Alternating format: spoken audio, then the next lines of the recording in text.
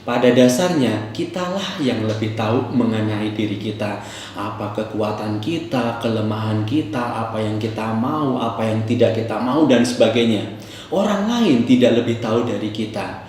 Inilah kesempatan kita untuk memaksimalkan potensi-potensi melalui self-coaching.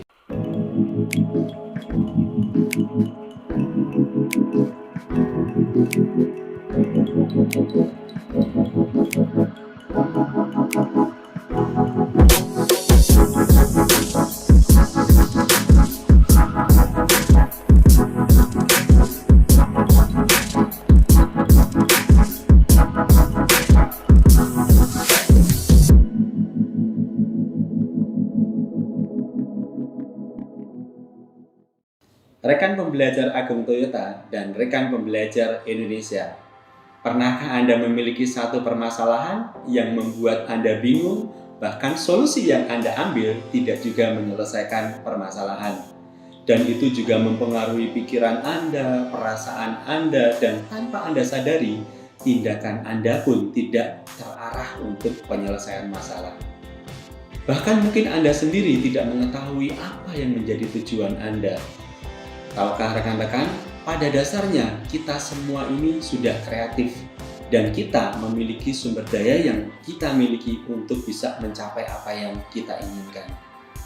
Hanya saja kadang solusi itu tidak muncul dari diri kita karena kita tidak menanyakan pada diri kita.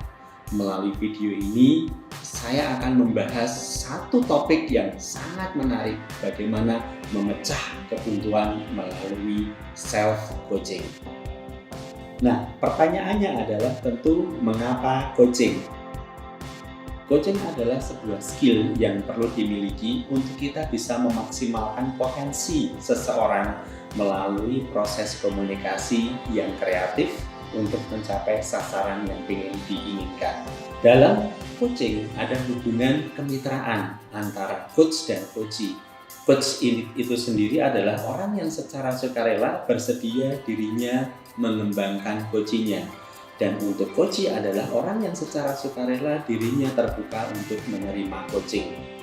Peranan seorang coach di sini adalah bagaimana coach bisa memperjelas apa yang menjadi tujuan coachee-nya.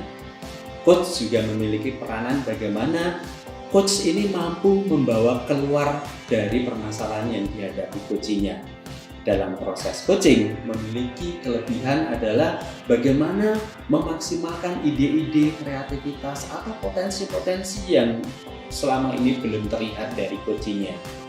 Pertanyaannya adalah, bagaimana jika Anda tidak memiliki coach, namun Anda ingin mengembangkan diri Anda?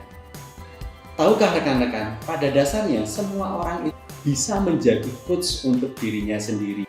Inilah yang disebut dengan self-coaching.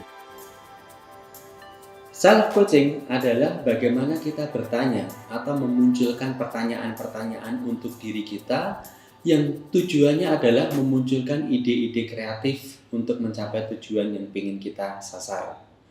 Bicara mengenai pertanyaan, ada dua jenis pertanyaan.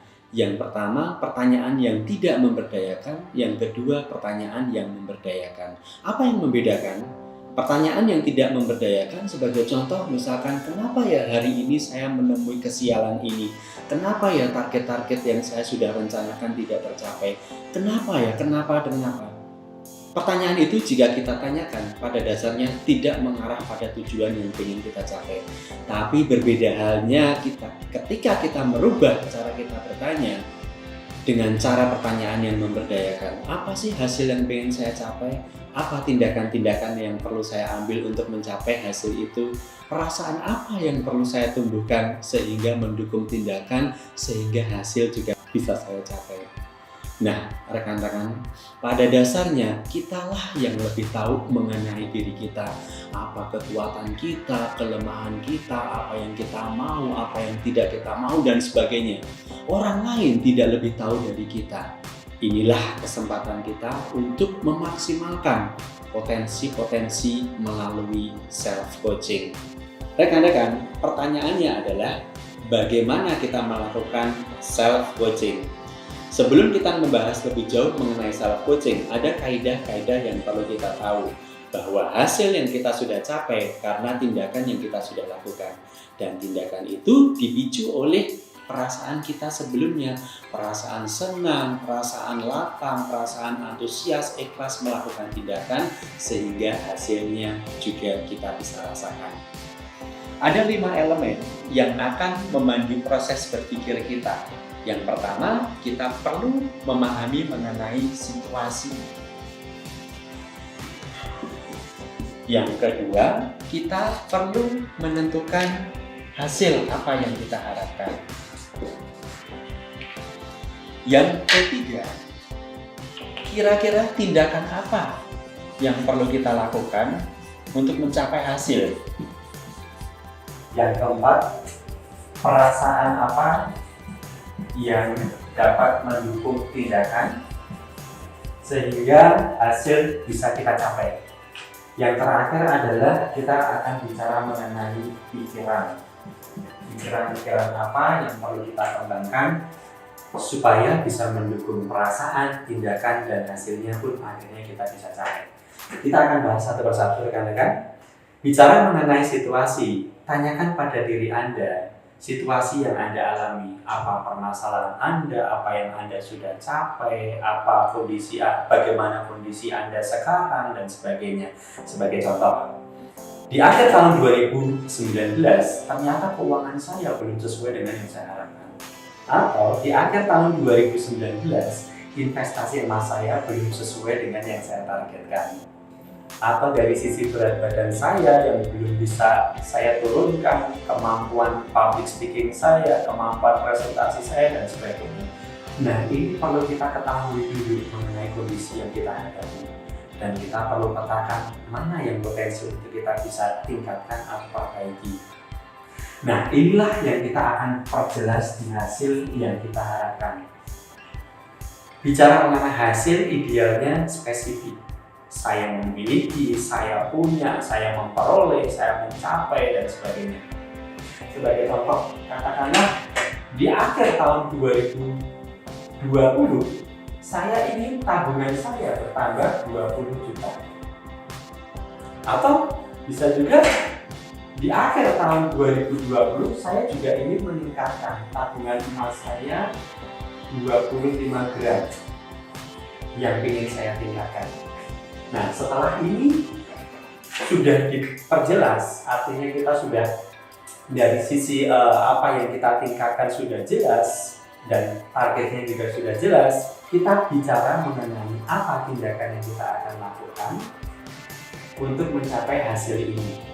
Nah, bicara mengenai tindakan, kita bisa gunakan pertanyaan-pertanyaan yang sifatnya memberdayakan. Sebagai contoh, tindakan apa yang perlu saya tingkatkan untuk bisa mencapai hasil ini? Contoh, setiap tanggal 25 saya akan langsung mengangkat gaji saya 10% untuk investasi, 10%-nya untuk tabungan. Yang sebelumnya, bahkan ketika saya menabung atau menyisihkan uang untuk investasi, ini adalah di akhir bulan ketika uang sisanya ada.